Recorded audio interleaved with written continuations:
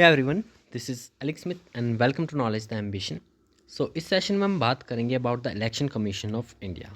ठीक है, इसकी न्यूट्रलिटी की बात की जा रही है, इलेक्शन कमीशंस की न्यूट्रलिटी की।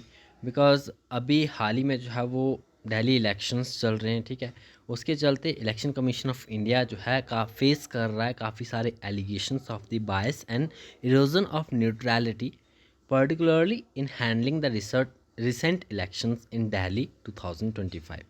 और ये रेज कर रहा है concerns about the independence and transparency of election commission of India. इसी कारण से जो है वो election commission of India news में रहा। इसके बारे में कुछ एक इम्पॉर्टेंट फैक्ट्स हम यहाँ पर जानेंगे। आगे बढ़ने से पहले वीडियो को लाइक, शेयर और कमेंट ज़रूर कर दें। चैनल पर पहली बार आए तो चैनल को सब्सक्राइब भी ज़रूर कर लें। बात करते हैं सबसे पहले about the Election commission of India की। ठीक है, कुछ एक स्टैटिक फैक्ट्स हम इसके बारे में जानते हैं। सबसे पहले तो कॉन्स्टिट्यूशनल बेसिस की अगर हम बात करें तो इलेक्शन कमीशन ऑफ इंडिया जो है वो इस्टेब्लिश किया गया है under the article 324 of the Indian constitution. कौन सा आर्टिकल रिलेटेड है? आर्टिकल 324।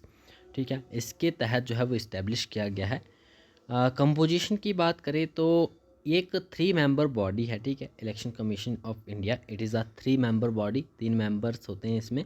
एक चीफ इलेक्शन कमिश्नर होता है और 2 अदर इलेक्शन कमिश्नर होते हैं। ठीक है, अपॉइंटमेंट प्रोसेस की बात करें तो previously it was appointed by the president on the advice of prime minister post 2023 Supreme Court ruling which is Anoop Barnwal versus Union of India case 2023।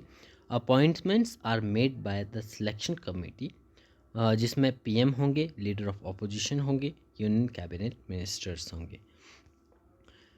Now what are the powers and functions of election commission of India? तो Election commission of India जो है वो conduct करता है free and fair election of Lok Sabha, state assemblies and president and vice president. ठीक है, ये चारों आपको ध्यान में रखने हैं। इलेक्शंस किसके? लोकसभा के, स्टेट असेंबलीज के, प्रेसिडेंट के और वाइस प्रेसिडेंट के। ये कौन कंडक्ट करता है? तो इलेक्शन कमीशन ऑफ इंडिया के द्वारा जो है वो कंडक्ट किए जाते हैं।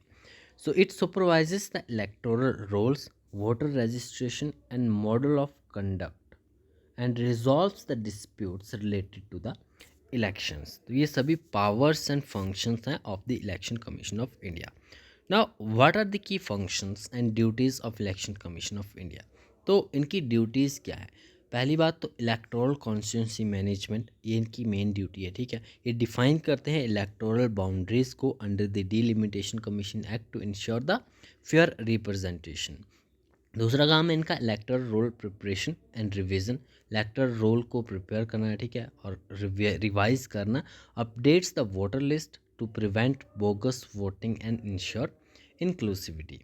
इलेक्शन शेड्यूल करना, नॉमिनेशन स्क्रूटनी, ये भी इनका काम है। अनाउंस करना पोल डेट्स को, वेरीफाई करना नॉमिनेशंस को, ensures the eligibility to elect the election. And political party recognition and symbol allocation भी इलेक्शन कमीशन ऑफ इंडिया का काम है।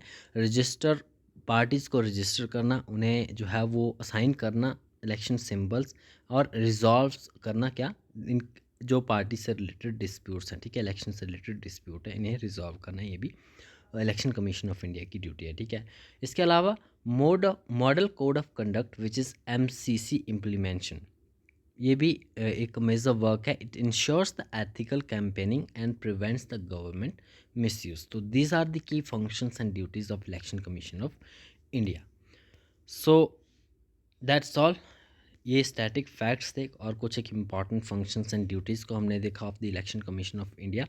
नाउ किस तरह से जो है वो न्यूट्रल रह सकती है election commission of India, way forward, अगर आप इसे डिटेल में for the GS main subject की पर्सपेक्टिव से अगर इसे पढ़ना चाहते हो तो कंप्लीट रिपोर्ट आप इसके ऊपर जो है वो ऑनलाइन पढ़ सकते हो। ठीक है, इस वीडियो में इतना ही। Thanks for watching.